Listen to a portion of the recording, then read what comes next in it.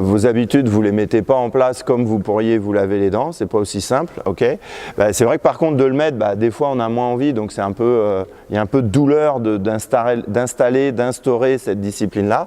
Soit vous aurez à l'arrivée la douleur des regrets.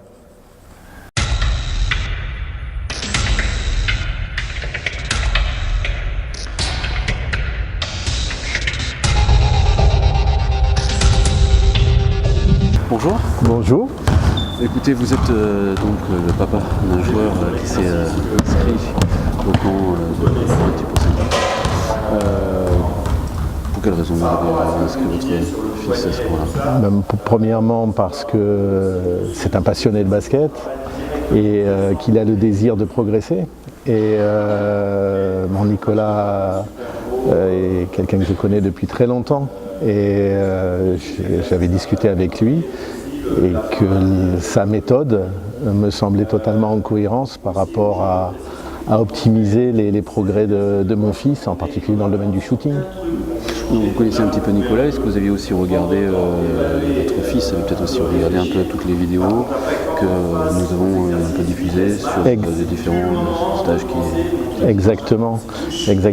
Ces vidéos étaient très significatives d'une démarche qui associait la réflexion, l'action, une démarche aussi qui fait que le joueur va apprendre peut-être à mieux se connaître, qu'il soit jeune ou moins jeune, sachant que Nicolas travaille avec des joueurs professionnels ou des très jeunes joueurs comme mon fils qui est cadet.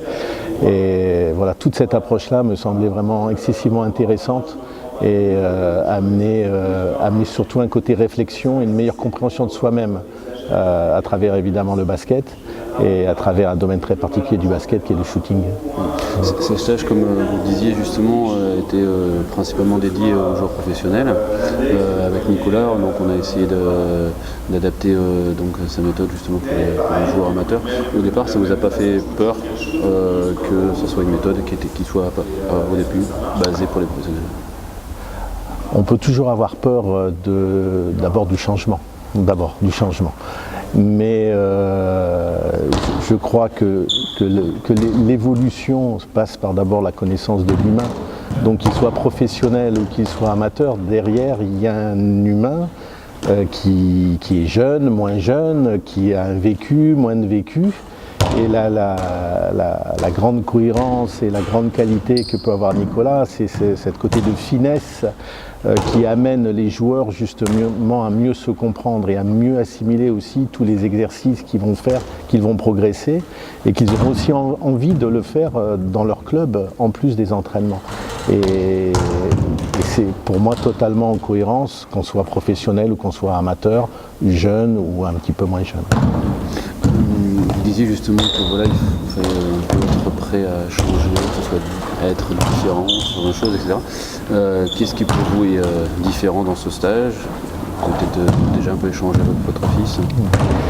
Je crois que ce qui est différent, c'est justement cet équilibre entre les amener à réfléchir, les amener à se créer des objectifs, mais avec des critères, à travers la compréhension entre par exemple une zone de confort et une zone d'inconfort, la notion des peurs qu'ils peuvent avoir.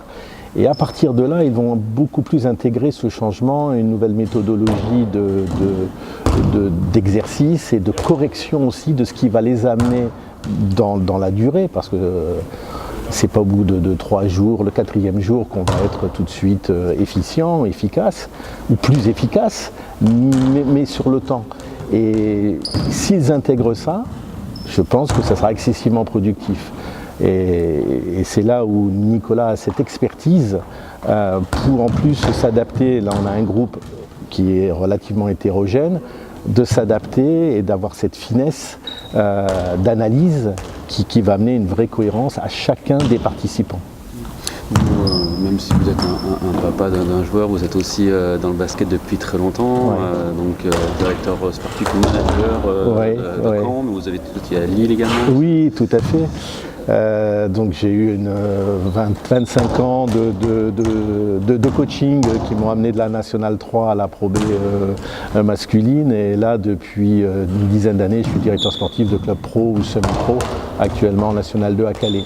Donc ça me permet aussi d'avoir ce recul nécessaire non seulement du papa, de l'ancien coach ou du directeur sportif qui côtoie des joueurs jeunes ou moins jeunes. Actuellement dans l'équipe de National 2, j'ai mon meneur de jeu qui est un ancien espoir qui a travaillé avec Nicolas et on a beaucoup aussi discuté et c'est un joueur par exemple qui pendant un an n'avait pas joué et tout le travail qu'il a fait avec Nicolas, je le retrouve dans la qualité qu'il m'a montré dans cette première partie de championnat où il est très performant alors que pendant un an il n'avait pas joué. Et là encore c'est une réelle plus-value de tout le travail que fait Nicolas avec un jeune joueur de haut niveau puisqu'il était espoir au Mans. Et c'est bien l'image de la qualité du travail de Nicolas.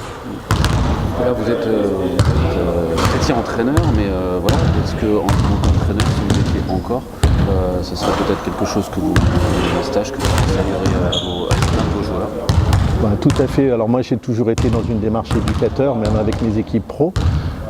Quelquefois les pros ont du mal à vouloir travailler leur gamme ou corriger des défauts. Mais je pense qu'on peut à travers la correction, à travers cette finesse de la méthode qu'amène Nicolas, même un pro qui a un certain âge, certaines habitudes, à progresser, être plus efficace dans l'exigence. Et puis au niveau des jeunes joueurs aussi, travailler les fondamentaux. Et je pense que si j'étais encore dans une démarche de coach, les séances de fondamentaux, j'intégrerais des éléments que Nicolas a amené à mon fils et à l'ensemble des participants de ce stage. C'est pour moi une évidence. Ce stage a un coût qui peut être certain.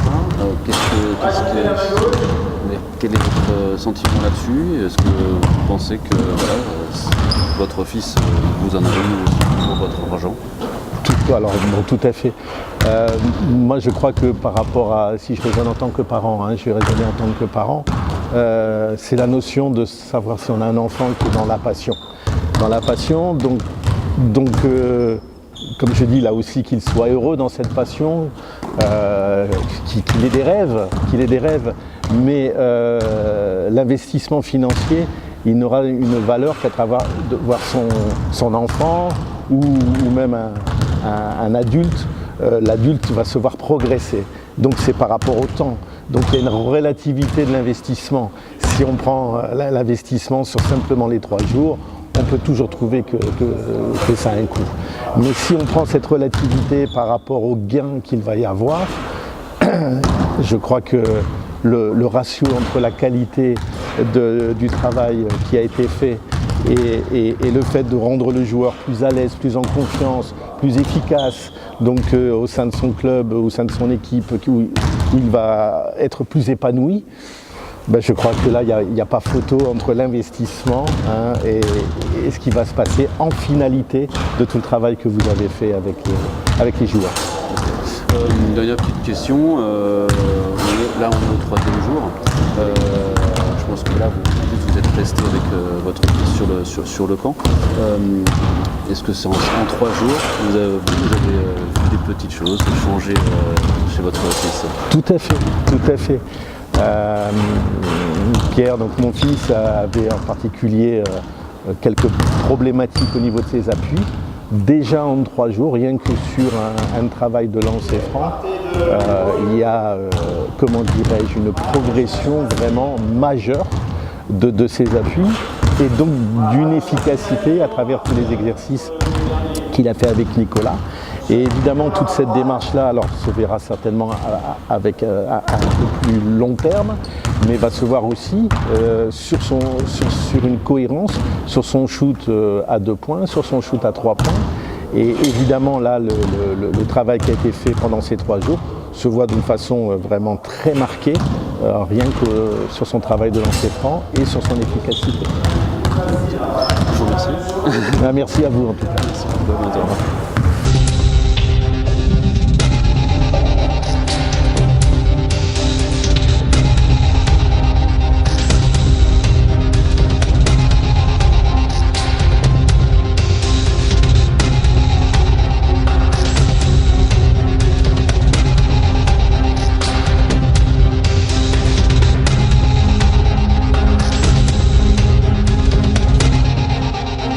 Donc en fait, il faut juste que vous choisissiez ce que vous préférez. Okay. Mais l'idée, c'est que vos exercices d'entraînement, vous arriviez à les mettre en place comme vous vous lavez les dents, c'est-à-dire à ce degré de simplicité, et que de la même manière que vous ne vous posez pas des questions sur est-ce que vous vous lavez les dents, et voilà, mais 2 fois par semaine, je ne me pose pas de questions non plus, ou tous les jours par rapport à ceux qui veulent être pros, voilà, c'est de la même manière.